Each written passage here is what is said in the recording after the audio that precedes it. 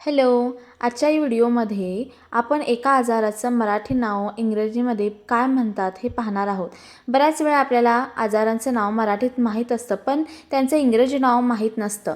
या व्हिडिओमधून तुम्हाला त्या आजारांचं योग्य इंग्रजी नाव आणि साधा अर्थ समजेल. चला तर मग सुरू करूया. उलटी, वॉमिट, सर्दी, कोल्ड, खोकला, कफ,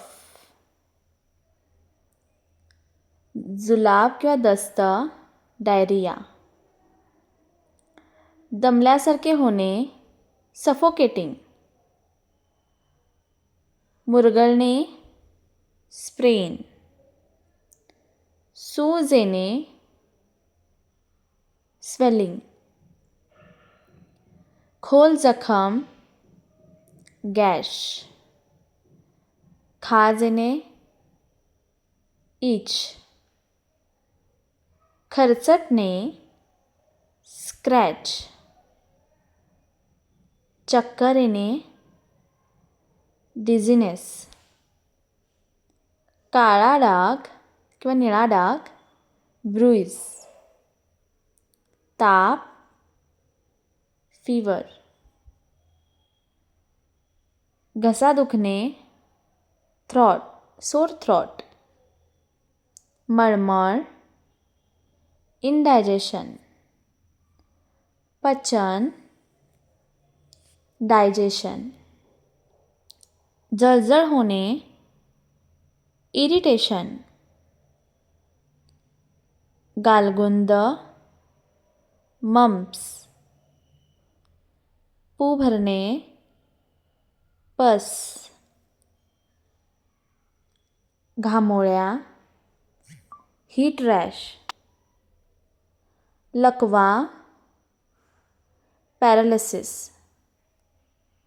डोळ्याचा ताण, आय स्ट्रेन, तोंडातील फोड, माउथ अल्सर, पोटातील अल्सर, स्टमक अल्सर, फोड येणे, पिंपल, पाण्याने भरलेलं फोड येणे, ब्लिस्टर, पोटदुखी होणे, स्टमकचे, डोकेदुखी होणे, हेडेक, कानदुखी, इयरेक,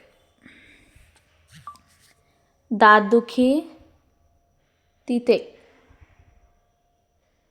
कावीळ, जॉन्डिस,